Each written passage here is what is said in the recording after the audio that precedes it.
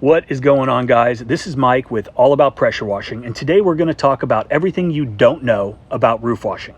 But before we get into that, if you're interested in learning how to get off the truck and run your business from an office, you need to check out the first link in the comment section and description below, because I'm going to teach you how I've been quoting, selling, scheduling, and managing multiple crews for the past 2 decades, generating millions of dollars without ever leaving my office.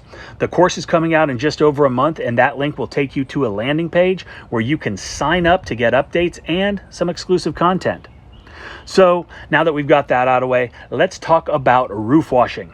I know you all know a ton about roof washing, but I get a bunch of the same questions all the time about various things concerning roof cleaning, so I figured I would take a few minutes to compile them all and make one video that I can point people to when they have questions about roof cleaning. If I missed something in this video that you have a question about or you want to know about, leave a comment below and I'll answer it to the best of my ability. If you haven't already subscribed, click that little button down there and show the channel some love.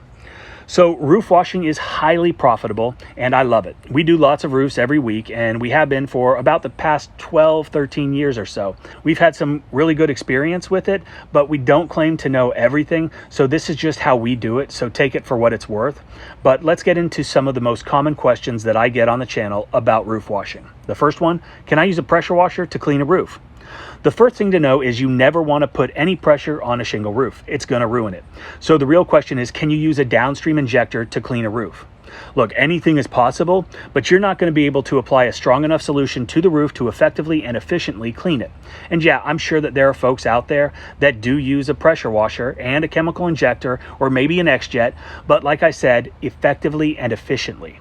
Time is money, and this process using an XJet or a chemical injector is going to significantly decrease your efficiency and the effectiveness of the cleaning process. And that leads us into another big question. What mix should I use on a roof? And like a lot of other questions, the answer to this is a little tough because every single roof is different. But with that being said, we typically start at about a 4% mix and have found that does a pretty good job for most roofs. If you have a really dirty, nasty roof, you can bring that mix up to about 5%, and that's about as hot as we like to go. Honestly, I tell my guys to start at 4, stay at 4, and retreat any stubborn areas that they come across. We've killed plants before, and we prefer not to do that anymore, so we try to keep the mix relatively warm. There's a link above about how to mix chemicals, and it should tell you everything that you need to know on batch mixing, proportioners, chemical injectors, all of it.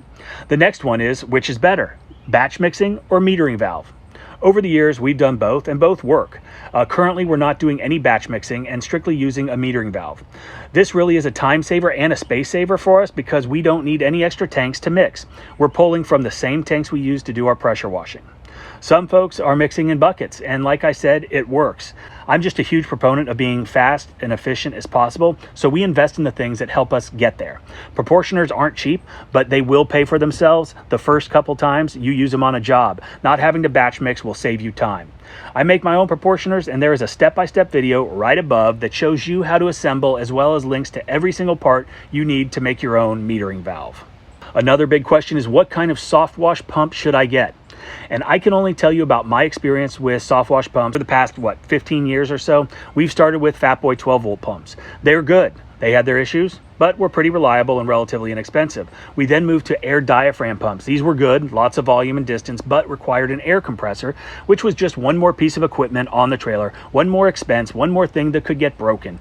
And are you going to go with a gas compressor or an electric? Gas makes it easier, and electric brings extension cords into the equation, which slows you down. Needless to say, we don't mess with air diaphragm pumps anymore.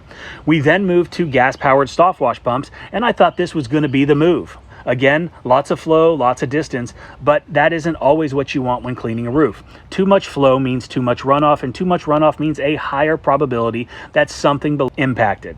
More flow means more watering. The other component is, for the longest time, there was no good way to use a metering valve on a gas pump, which meant batch mixing, which was the biggest turnoff for me. I have 2 gas-powered Softwash pumps sitting in a storage unit that we don't use anymore, although I am going to be building a metering valve for it, and we'll let you all know how that works out. So right now we use Everflow 12-volt pumps, the 5.5 gallon per minute version, simply because it offers the distance we need and the flow we want. It isn't overkill at 5.5, which means less runoff. These pumps are pretty cheap too, so if something does go wrong, it doesn't break the bank having to replace it. Another question I get is, do you use a surfactant for roof cleaning? Yes, we do, and the only time we do use a soap is when we are cleaning roofs. I talked about the runoff, and a good surfactant is going to help your SH stay on the roof longer, which means that it won't be running off the roof down on the ground, and it's going to be staying up there a lot longer, doing its job, eating away at the algae, and not dripping down on the beautiful flowers and bushes of your customer. The next question about surfactants is, which one do you use? And why do you use it only on roofs? So we use Southern Drawl from Southeast Softwash because it's the best soap that I've found. And quite honestly, I like to do business with people that I like, and those guys are good people. And a lot of folks use a soap in their house wash mix. It's just not something we do on a regular basis. I think it increases rinse times and increases the chance of callbacks for cloudy windows, streaks, things like that. And yeah, we do rinse well, so you don't need to leave a comment about that. This is just my opinion that the soap adds another element that creates a potential risk for callbacks, and I don't want to take it. I also know that a soap can decrease your chemical cost because the SH is staying on the house longer, but I'm looking at labor versus soap and SH cost, and my labor is way more expensive than that. So we don't use surfactants on a house wash.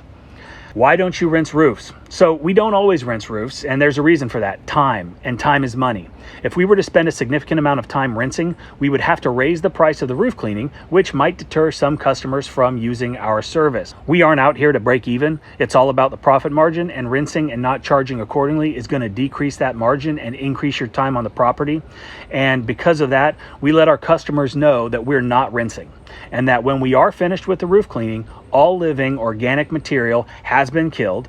There may be some brown spots on the roof, but the next few rainstorms are going to wash it all away, and your roof is going to look brand new. We explain that if they do have any spots that need to be addressed after a few rainstorms, that we'll be more than happy to come back and address those, but that rarely happens. I also get a bunch of questions about watering the ground and how we do it when we only run a one-man crew. First, we use a hose and pre-soak all the vegetation around the house and the ground. Then my tech will set up multiple oscillating sprinklers that serve as the ground man and continuously spray all vegetation while the roof is being cleaned. That is a lot cheaper than paying someone to stand around with a hose and water plants. After the roof is completed, he'll come down and he will rinse all the plants, all the vegetation again, just to make sure that no harm comes to the customer's property. And really, that's about it. That's all I can think of. If I didn't cover something that you had a question about, leave a comment below and I will answer it. I hope this video helped, and thanks for watching.